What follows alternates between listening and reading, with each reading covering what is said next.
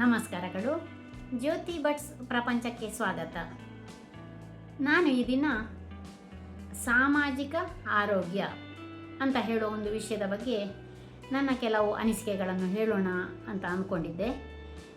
ನಾನು news paper ಓದಿದಾಗ ನನಗೆ ಕೆಲವು ವಿಚಾರಗಳು ಹೌದಲ್ಲ, ಇದು ಎಲ್ಲರ ಜೀವನದಲ್ಲಿಯೂ ಉಪಯೋಗ ಆಗುವಂಥದ್ದಲ್ಲ ಅಂತ ಅನಿಸಿತು. ಹಾಗೆ ಅದರ ಬಗ್ಗೆ ನಾವು ಕೆಲವು ವಿಚಾರಗಳನ್ನು ಡಿಸ್ಕಸ್ ಮಾಡೋಣ. ಈಗ ಮೊದಲನೇದಾಗಿ ಸಾಮಾಜಿಕ ಆರೋಗ್ಯ ಎಂದರೆ ಹೇಗೆ? ಸಹಜವಾಗಿಯೇ ಮನುಷ್ಯರೊಂದು ಸಂಘಜೀವಿ ಅಂದರೆ ಮನುಷ್ಯರು ಬೇಕು, ಒಬ್ಬರೇ ಮನುಷ್ಯರಿಗೆ ಬದುಕಲು ಕಷ್ಟ. ಹಾಗಿರುವಾಗ ನಾವು ಸಮಾಜದಲ್ಲಿ ಹೇಗೆ ಇರುತ್ತೇವೆ, ಇದರ ಮೇಲೆ ನಮಗೆ ಸಮಾಜ ಏನು ಕೊಡುತ್ತದೆ ಎಂಬುದು ಕೂಡ ಆಧಾರವಾಗುತ್ತದೆ. ಹಾಗಿದ್ದರೆ ನಾವು ಇತರರೊಂದಿಗೆ ಸಂವಹನ ಮಾಡುವುದಿರಬಹುದು, ಹೋಗುವುದು, ಇರುವುದು, ಪ್ರತಿಯೊಬ್ಬರ ಇರುವಿಕೆಯನ್ನು ಗೌರವಿಸುವುದು, ಇಂಥ ವಿಚಾರಗಳನ್ನು ಯಾವ ರೀತಿಯಾಗಿ ನಡೆಸಿಕೊಂಡು ಹೋಗುತ್ತೇವೆಯೋ ಅದೇ ರೀತಿ ಸಮಾಜ ಕೂಡ ನಮಗೆ ಹಿಂದಿರುಗಿ ಕೊಡುತ್ತದೆ. ಹಾಗಾಗಿ ಈ ಮಾನವನ ಸಂಘಟನೆಯಲ್ಲಿ ಮನುಷ್ಯರೊಟ್ಟಿಗೆ ವ್ಯವಹಾರ ಮಾಡುವಾಗ ಪ್ರತಿಯೊಂದು ಮನುಷ್ಯರು ಕೂಡ ಬೇರೆ ಬೇರೆ ರೀತಿಯದ್ದು ಇರಬಹುದು. ಒಬ್ಬೊಬ್ಬರ ಅಭಿಪ್ರಾಯ ಒಂದೊಂದು ರೀತಿ ಇರಬಹುದು. ನಾವು ಕೆಲವೊಂದು ವಿಚಾರಗಳನ್ನು ಪ್ರಸ್ತುತಪಡಿಸುವಾಗ ಅದು ಕೆಲವರು ಒಪ್ಪಬಹುದು, ಕೆಲವರು ಒಪ್ಪದೇ ಇರಬಹುದು. ಕೆಲವೊಮ್ಮೆ ಸತ್ಯ ಇದ್ದರೂ ಅದನ್ನು ಹೇಳದೇ ಇರಬೇಕಾಗಿ ಬರಬಹುದು. ಅಂಥ ಸಂದರ್ಭದಲ್ಲಿ ನಾವು ಯಾವ ಸಂದರ್ಭದಲ್ಲಿ ಹೇಗಿರಬೇಕೋ ಅದೇ ಥರ ನಾವು ಅದನ್ನು ಕಾಪಾಡಿಕೊಂಡು ಬಂದರೆ ಅದು ನಮ್ಮ ಸಾಮಾಜಿಕ ಆರೋಗ್ಯವನ್ನು ಸುಧಾರಿಸುತ್ತದೆ. ಹಾಗೆ ಈಗ ಕೆಲವರಿಗೆ ಅಭ್ಯಾಸ ಇರ್ತದೆ, ಬೆಳಿಗ್ಗೆ ಏಳುವುದು, ಅವರವರ ಕೆಲಸಗಳನ್ನು ನಿತ್ಯ ಕರ್ಮವನ್ನು ಮಾಡುವುದು, ಆಫೀಸಿಗೆ ಹೋಗುವುದು, ಬರುವುದು, ಬಂದಾಗ ಸುಸ್ತಾಗ್ತದೆ, ಮತ್ತು ಯಾರ ಹತ್ರ ಮಾತಾಡಲಿಕ್ಕಿಲ್ಲ, ಒಟ್ಟಿಗಿರಲಿಕ್ಕಿಲ್ಲ, ಅವರಾಯಿತು ಅವರ ಸ್ನಾನಪಾನಾದಿಗಳನ್ನು ಮುಗಿಸುವುದು, ನಿದ್ದೆ ಮಾಡುವುದು, ಬೆಳಿಗ್ಗೆ ಏಳುವುದು, ಪುನಃ ನಿತ್ಯದ ರೂಟೀನ್. ಈ ಥರ ಇದ್ದಾಗ ಸುರುಸುರುವಿಗೆ ಪ್ರಾರಂಭದಲ್ಲಿ ಅದೊಂದು ಅಭ್ಯಾಸದಾಗಿ ಮುಂದೆ ಹೋಗ್ತಾ ಇರ್ತದೆ. ಕ್ರಮೇಣ ಹೋಗ್ತಾ ಒಂದು ನಿವೃತ್ತಿಯ ಅಂಚಿಗೆ ಬಂದಾಗ ಆಗ ನಮಗೆ ಸಹಜವಾಗಿಯೇ ಒಂದು ಏಕಾಂಗಿತನದ ಅನುಭವವಾಗುತ್ತದೆ. ಅಂದರೆ ನಮಗೆ ಸಹಜವಾಗಿ ಯಾರ ಜೊತೆ ಕೂಡ ಹೋಗುವುದು, ಮಾತನಾಡುವುದು, ಅಲ್ಲಸಲ್ಲದ ವಿಷಯಗಳು ಅಂದರೆ ನಾರ್ಮಲ್ ವಿಷಯಗಳು, ಗಾಸಿಪ್ ಅಂತ ಹೇಳ್ತೇವೆ, ಅಂಥದ್ದು ಕೂಡ ಏನು ಕೂಡ ಮಾತಾಡದಿರುವುದು, ನಾನು ನನ್ನಷ್ಟಕ್ಕಿರ್ತೇನೆ ಅಂತ. ಈ ಥರ ಇದ್ದರೆ ಕ್ರಮೇಣ ಅದು ಒಂದು ಮಾನವ ಜೀವಿಗೆ ಒಂದು ಟೆನ್ಷನನ್ನು ಕೊಡಲಿಕ್ಕೆ ಸಾಧ್ಯ ಉಂಟು. ಹಾಗಾಗಿ ನಾವು ಯಾವಾಗಲೂ ಮನುಷ್ಯರ ಜೊತೆ, ನಮ್ಮ ನೆರೆಹೊರೆಯವರ ಜೊತೆ, ನಮ್ಮ ಒಟ್ಟಿಗೆ ಕೆಲಸ ಮಾಡೋರ ಜೊತೆ ಒಳ್ಳೆಯ ಸಂಬಂಧವನ್ನು ಬೆಳೆಸಿಕೊಳ್ಳಬೇಕು. ಈ ಸಂಬಂಧ ಹೇಗಿರಬೇಕು ಅಂದರೆ ಆರೋಗ್ಯಕರವಾಗಿರಬೇಕು. ಯಾವುದೇ ಕಾರಣದಲ್ಲಿ ಒಬ್ಬರಿಗೊಬ್ಬರು ಬೇಸರ ಮಾಡುವಂಥ ಮಾತಾಡುವುದಾಗಲಿ, ಅವರಿಗೆ ಮನಸ್ಸಿಗೆ ನೋವುಂಟಾಗುವಂತೆ ಏನಾದರೂ ಕುಟುಕಿ ಮಾತನಾಡೋದು ಅಂಥದ್ದೆಲ್ಲ ಮಾಡದೆ ಅವರ ಸುಖ ದುಃಖವನ್ನು ಕೇಳುವುದು, ನಮ್ಮ ಸುಖ ದುಃಖವನ್ನು ಹೇಳಿಕೊಳ್ಳೋದು, ಅಂಥದ್ದು ಮಾಡಿದಾಗ ನಮಗೊಂದು ಸೌಹಾರ್ದತೆಯ ಒಂದು ವಾತಾವರಣ ಉಂಟಾಗುತ್ತದೆ. ಹಾಗೆ ಉಂಟಾದಾಗ ಅವರಿಗೆ ಮಾತ್ರ ಅದರ ಅನುಕೂಲವಲ್ಲ, ನಮಗೆ ಕೂಡ ಅದರ ಅನುಕೂಲ ಸಿಗುತ್ತದೆ. ಹಾಗಾಗಿ ಪ್ರಾಣೇಶ್ ಅವರು ಯಾವಾಗಲೂ ಅವರ ತಮಾಷೆ ನುಡಿಗಳಲ್ಲಿ ಹೇಳಲಿಕ್ಕಿದೆ. ಎಂತ ಹೇಳಿದರೆ, ಹೆಂಗಸರು ಯಾವಾಗಲೂ ಹಸನ್ಮುಖಿಗರು, ಹೆಂಗಸರಿಗೆ ಬೇಗ ಪ್ರಾಯ ಆಗೋದಿಲ್ಲ, ಹೆಂಗಸರು ಅವರ ಏಜಿಂದ ತುಂಬ ಯಂಗಾಗಿ ಕಾಣಿಸ್ತಾರೆ ಮನಸ್ಸಿನಲ್ಲಿ ಅಥವಾ ಚಟುವಟಿಕೆಯಲ್ಲಿ ಅಂತ. ಅದಕ್ಕೆ ಕೂಡ ಇದೇ ಕಾರಣ. ಯಾಕೆಂದರೆ ಸಹಜವಾಗಿ ಹೆಂಗಸರು ಸ್ವಲ್ಪ ಮಾತುಗಾರ್ತಿಯರು. ಅಂದರೆ ಅವರಿವರ ಹತ್ರ ಮಾತಾಡಬೇಕು, ಸಣ್ಣ ಪುಟ್ಟ ವಿಷಯವನ್ನು ಡಿಸ್ಕಸ್ ಮಾಡಬೇಕು, ಅದು ಮಕ್ಕಳ ವಿಚಾರ ಇರ್ಬೋದು, ಊರ ಮೇಲಿನ ವಿಚಾರ ಇರ್ಬೋದು, ಅಂಥದ್ದು ಒಂದು ಸ್ವಲ್ಪ ಜೀವನವನ್ನು ಸ್ವಲ್ಪ ಸರಳವಾಗಿ ತೆಗೆದುಕೊಂಡು ಹೋಗ್ತಾರೆ ಹೆಂಗಸರು. ಹಾಗೆ ಇರುವಾಗ ಏನಾಗ್ತದೆ ಅಂತ ಹೇಳಿದರೆ, ಕ್ರಮೇಣ ಒಂದು 40 ವರ್ಷ 50 ವರ್ಷ ಆದಾಗ ಅವರಿಗೆ ಒಂದು ಜೀವನವನ್ನು ಸರಳವಾಗಿ ತೆಗೆದುಕೊಂಡು ಹೋಗುವ ಒಂದು ಅಭ್ಯಾಸ ಆಗಿರುವ ಕಾರಣ ಅವರು ಸ್ವಲ್ಪ ಸಹಜವಾಗಿಯೇ ಸಂತೋಷದಲ್ಲಿರ್ತಾರೆ. ಸಣ್ಣ ಪುಟ್ಟ ವಿಚಾರಕ್ಕೆ ಸಂತೋಷ ಪಡ್ತಾರೆ.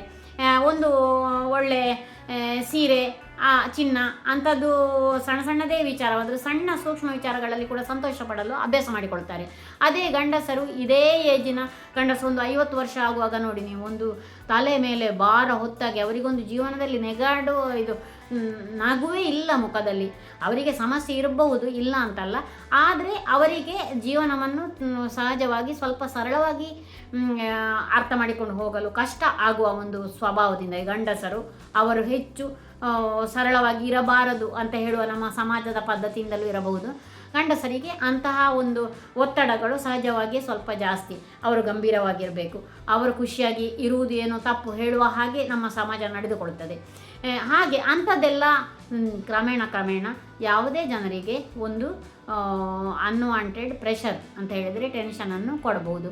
ಅದು ಮುಂದೆ ಅವರಿಗೆ ಒಂಥರ ಖಾಲಿತನವನ್ನು ಉಂಟು ಮಾಡಬಹುದು.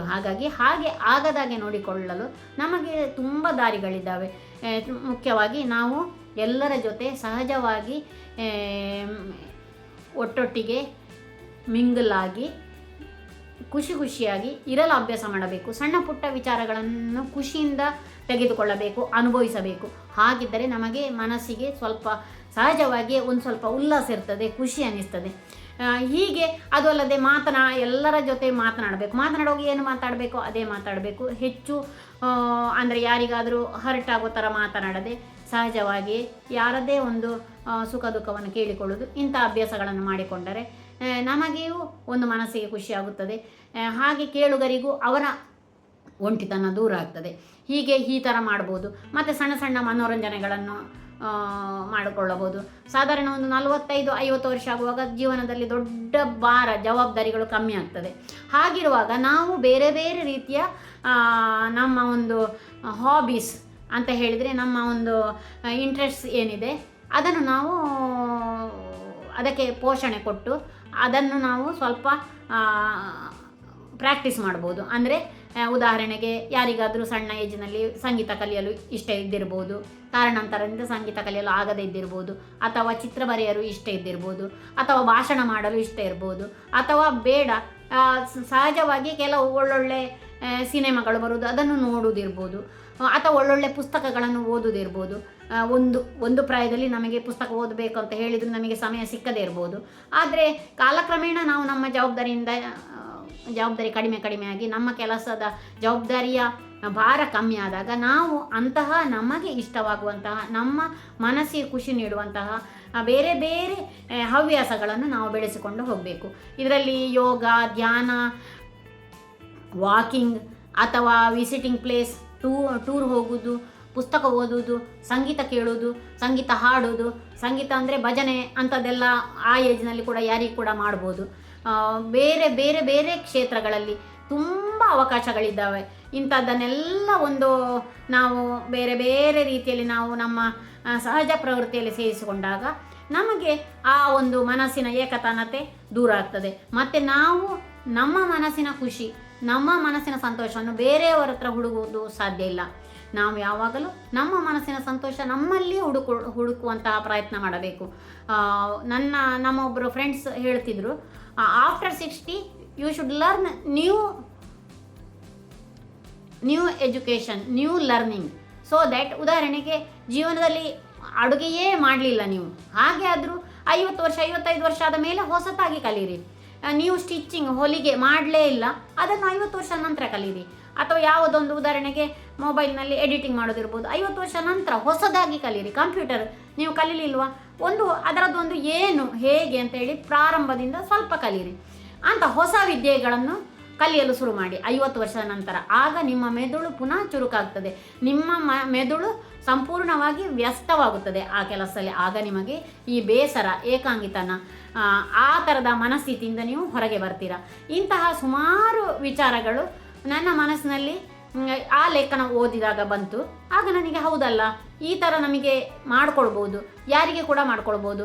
ಹೆಚ್ಚಾಗಿ ಯಾವುದೇ ಮನೆಯಲ್ಲಿ ಒಂದು ಮಕ್ಕಳು ಸಣ್ಣದಿರುವಾಗ ತುಂಬ ನಾವು ಬಿಸಿ ಆಗಿ ಮತ್ತೆ ನಿಧಾನಕ್ಕೆ ಅವರು ದೊಡ್ಡದಾಗ್ತಾ ಬಂದಾಗ ನಾವು ಸ್ವಲ್ಪ ವೇಕೆನ್ಸಿ ಉಂಟಾಗ್ತದೆ, ಮುಖ್ಯವಾಗಿ ಗೃಹಿಣಿಯವರಿಗೆ.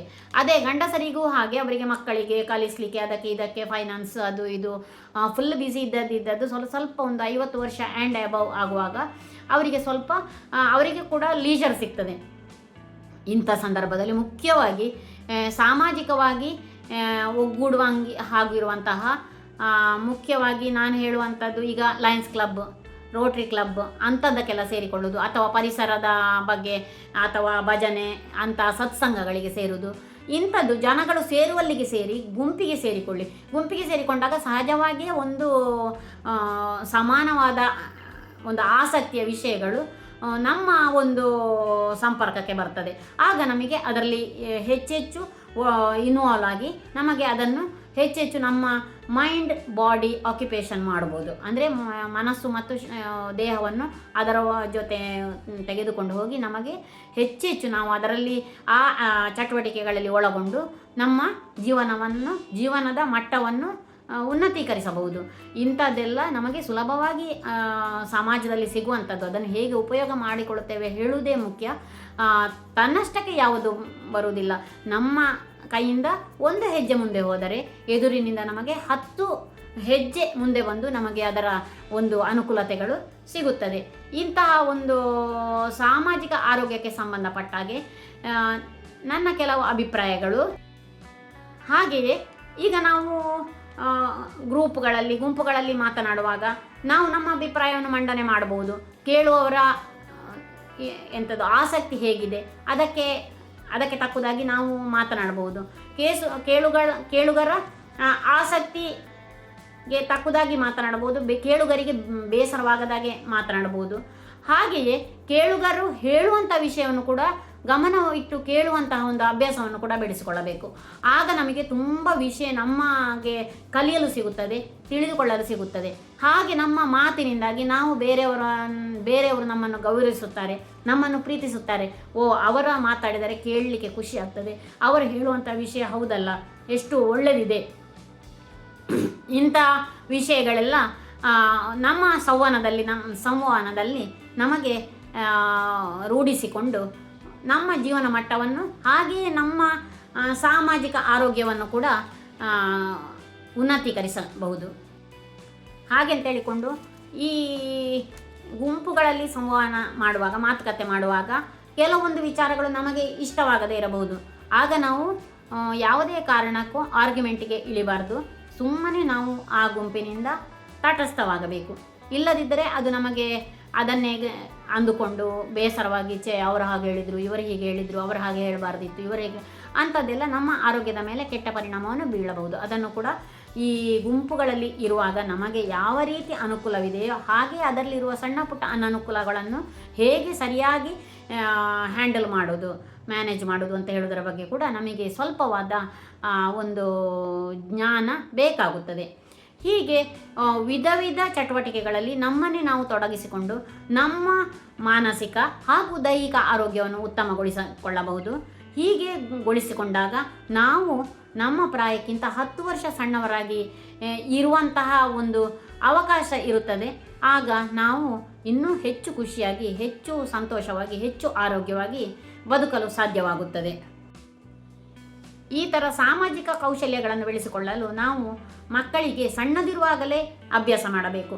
ಚಿಕ್ಕಂದಿನಿಂದಲೇ ಸಾಮಾಜಿಕ ಕಾರ್ಯಕ್ರಮಗಳಿಗೆ ಕರೆದುಕೊಂಡು ಹೋಗುವುದು, ಅಲ್ಲಿ ಬೇರೆಯವರು ಮಾತನಾಡುವ ವಿಷಯವನ್ನು ಕೇಳುವುದು ಅಥವಾ ಬೇರೆಯವರ ಜೊತೆ ಸಂಪರ್ಕ ಮಾಡುವುದು, ಇಂಥ ಅಭ್ಯಾಸಗಳನ್ನು ಬೆಳೆಸಿದರೆ ಕ್ರಮೇಣ ಬೇರೆ ಬೇರೆ ಜನರ ಜೊತೆ ಈ ಥರ ಸಂವಹನ ಮಾಡಿ ಅವರ ಪರ್ಸನಾಲಿಟಿ, ಅವರ ಒಂದು ಸ್ವಂತಿಕೆಯನ್ನು ಉಳಿಸಿಕೊಂಡು ಗುಂಪಿನಲ್ಲಿ ಆರೋಗ್ಯಕರವಾಗಿ ಇದ್ದುಕೊಂಡು ತಮ್ಮ ಆರೋಗ್ಯವನ್ನು ಕಾಪಾಡಿಕೊಳ್ಳುವುದು ಎಲ್ಲರಿಗೂ ಸಹಜವಾಗಿಯೇ ಬರುತ್ತದೆ.